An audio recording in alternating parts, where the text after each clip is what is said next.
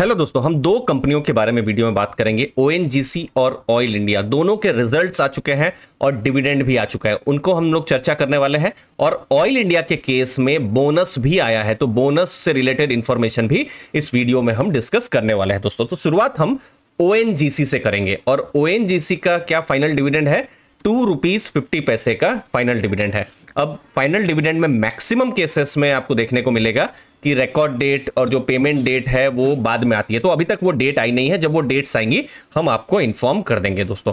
अब इससे पहले ये जो फाइनेंशियल ईयर 24 है, तो ओएनजीसी की तरफ से दो बार डिविडेंड आ चुका है, एक बार नवंबर के महीने में और एक बार फरवरी के महीने में। तो टोटल ₹9.75 का डिविडेंड आ चुका है। अभी का आप डिविडेंड अगर आप ₹2.50 का जोड़ लेते हैं तो कितना हो रहा है, ₹12.25 का डिविडेंड हो रहा है FY 24 में। अभी का जो शेयर प्राइस है कितना है, 277 है, तो इसके हिसाब से 4.4% की डिविडेंड यील्ड हो रही है दोस्तों। अब इंपॉर्टेंट चीज है, आपकी बाइंग प्राइस पर डिपेंड करेगा। सोच लीजिए आपकी बाइंग प्राइस 120 है तो फिर तो 10% के आसपास भी डिविडेंड यील्ड हो जा रही है। 200 है तो फिर 6% से ऊपर आपकी डिविडेंड यील्ड हो जा रही है। तो आपकी बाइंग प्राइस इंपॉर्टेंट रहेगी जब आप डिविडेंड यील्ड को कैलकुलेट कर रहे हैं दोस्तों। नेक्स्ट, लास्ट ईयर का कैसा डिविडेंड था। अगेन 3 बार डिविडेंड आ रहा था, नवंबर, फरवरी, और जो फाइनल डिविडेंड पिछली बार बहुत कम था, 50 पैसा का था, जो इस बार हमको ₹2.50 को देखने को मिल रहा है। तो एक एटलीस्ट हिंट मिल जा रही है कि जैसे लास्ट ईयर अगस्त के महीने में एक्स डेट आई थी, तो आप ऐसा सोच सकते हैं कि यही जुलाई, अगस्त या मैक्सिमम सितंबर तक जो एक्स डेट है, रिकॉर्ड डेट है, वो आ जाएगी। तो लास्ट ईयर ₹11.25 का डिविडेंड था और इस बार डिविडेंड हमको बढ़ता हुआ नजर में आ रहा है। अब रिजल्ट्स पर आते हैं और फिर ऑयल इंडिया बोनस और डिविडेंड पर आते हैं। उससे पहले इंपॉर्टेंट सूचना, हमारा टेलीग्राम लर्निंग ग्रुप को आप ज्वाइन कर सकते हैं, जहां पर बिजनेस एनालिसिस, म्यूचुअल फंड के latest portfolio, mutual fund analysis, passive income ideas, SWP, personal finance related content आते रहते हैं। टेलीग्राम ग्रुप की जो लिंक है वो डिस्क्रिप्शन बॉक्स में मैंने दी हुई है। 4400 से बड़ी की कम्युनिटी है, आप ज्वाइन कर सकते हैं। मुझे उम्मीद है आपको वैल्यू जरूर मिलेगी इस ग्रुप में ज्वाइन करने से दोस्तों। अब ओएनजीसी के रिजल्ट पर आते हैं। तो देखिए, रेवेन्यू अगर आप देखेंगे FY 24 में थोड़ा सा कम हमको देखने को मिल रहा है, लेकिन अब प्रॉफिट्स की अगर हम बात करें तो लास्ट ईयर जैसा प्रॉफिट था 40,097 करोड़ था, तो इस बार 40,526 करोड़, हल्का सा प्रॉफिट इंक्रीज हुआ है। लास्ट जो Q4 था तो उनके प्रॉफिट कम आए थे Q4 में, लेकिन इस बार अच्छा Q4 में भी प्रॉफिट आया है 9,869 करोड़ का। तो रिजल्ट्स प्रॉफिट्स की जब हम बात करेंगे तो यहां इंक्रीज हमको देखने को मिल रहा है। अब देखिए, ओएनजीसी क्या करती है, उनका मेन बिजनेस है ऑयल को, गैस को एक्सप्लोर करना, प्रोडक्शन करना, और उसमें उनको क्या रियलाइजेशन मिलता है जब वो बेचते हैं ऑयल को, गैस को, तो कितना उनको पैसा मिलता है वो इंपॉर्टेंट है। तो जैसे लास्ट जो फाइनेंशियल ईयर था उनको जैसे ऑयल के केस में $91 पर बैरल मिल रहा था। अभी का फाइनेंशियल ईयर में कम नहीं हुआ है, लेकिन $80 भी अच्छा कहा जाएगा। अगर ऑयल गैस के प्राइस बहुत ज्यादा कम हो जाए तो इनके जो रियलाइजेशन है उस पर इंपैक्ट पड़ सकता है। इनफैक्ट Q4 में तो मैं देख रहा हूं पिछले साल से भी ज्यादा या अच्छा जो रियलाइजेशन है हमको देखने को मिल रहा है। तो उन्होंने रियलाइजेशन अच्छा किया है जो कि प्रॉफिट में रिफ्लेक्ट कर रहा है।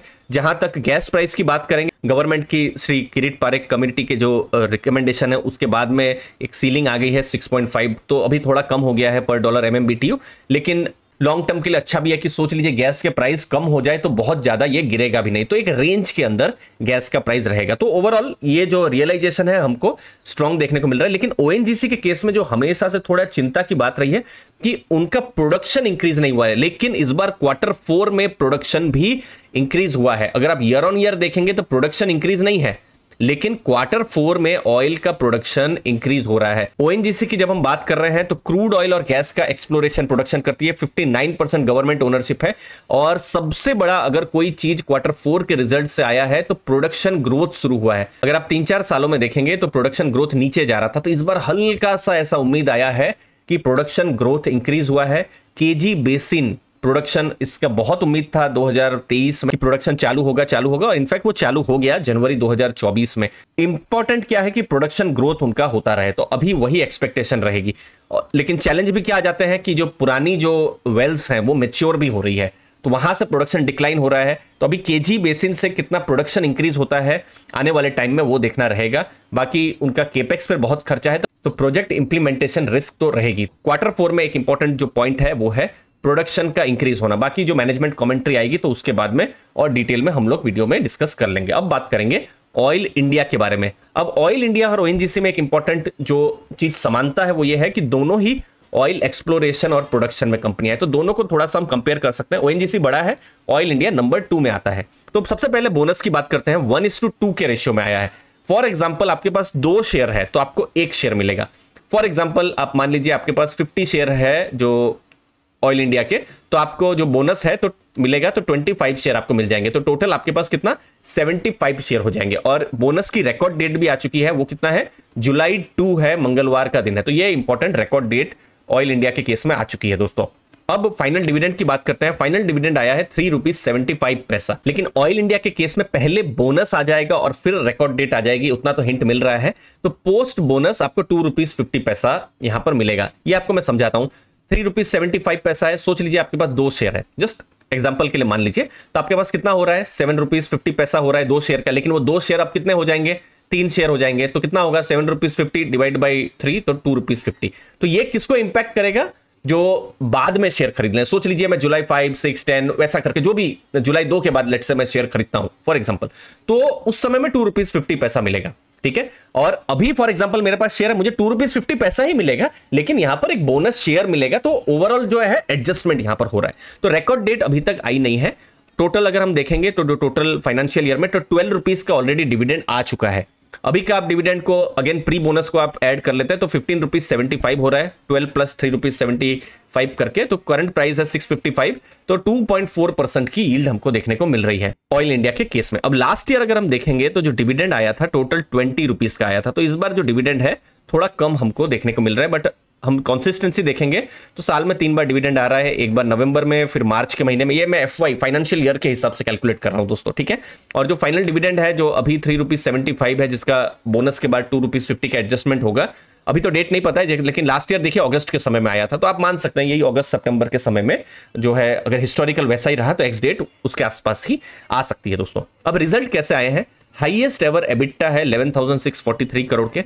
Q4 का जो प्रॉफिट्स हैं वो भी हाईएस्ट एवर है 2028 करोड़ का। लेकिन जो ईयर ऑन ईयर जो प्रॉफिट है थोड़ा सा गिरा है 6,810 करोड़ से 5,551 करोड़ का। अब देखिए ये ऑयल एंड गैस का बिजनेस है, तो यहां ऑयल प्राइस रिलेटेड वोलेटिलिटी हमेशा रहेगी ही, ये चीज को आपको ध्यान में रखना है दोस्तों। ऑयल इंडिया के केस में क्रूड ऑयल का प्रोडक्शन इंक्रीज हो रहा है। यस, थोड़ा सा डिक्रीज हुआ है क्वार्टर ऑन क्वार्टर बेसिस में, लेकिन फिर भी इनका इंक्रीज हो रहा है। 5.76% इंक्रीज हुआ है। ओएनजीसी के केस में जैसे हमने देखा कि पिछले कुछ साल से प्रोडक्शन गिर रहा है और अभी थोड़ा हिंट मिल रहा है बढ़ने का। ऑयल इंडिया के केस में थोड़ा सा हम लोग देख रहे हैं पिछले साल से वो इंक्रीज ही हो रहा है, पिछले कुछ सालों से। ठीक है। रिकॉर्ड ब्रेकिंग 61 वेल्स है उनके पास, और भविष्य के लिए भी उन्होंने गाइडेंस दिया है कि फर्दर प्रोडक्शन में इंक्रीज हो सकता है। और की इंपॉर्टेंट चीज ऑयल इंडिया के केस में देखने को रहेगी वो होगा जो नुमालीगढ़ रिफाइनरी है उनका एक्सपेंशन, जो कि एक्सपेक्टेड है फाइनेंशियल ईयर 25 में होगा। तो वो एक्सपेंशन कैसे हो रहा है वो हमको देखने का रहेगा, क्योंकि उसके बाद वो इंटीग्रेटेड कंपनी हो जाएगी। सिर्फ उनका बिजनेस नहीं रहेगा कि सिर्फ जो ऑयल एक्सप्लोरेशन का है, दूसरे जो पार्ट है अपस्ट्रीम को छोड़ के भी जो दूसरे पार्ट है वो भी ऑयल इंडिया में ऐड हो जाएंगे दोस्तों। मुझे उम्मीद है इस वीडियो से आपको वैल्यू मिली होगी। आपके कीमती समय के लिए बहुत बहुत धन्यवाद। हमारे टेलीग्राम ग्रुप को भी आप ज्वाइन कर सकते हैं, वहां पर भी मुझे उम्मीद है आपको वैल्यू जरूर मिलेगी। थैंक यू, धन्यवाद दोस्तों।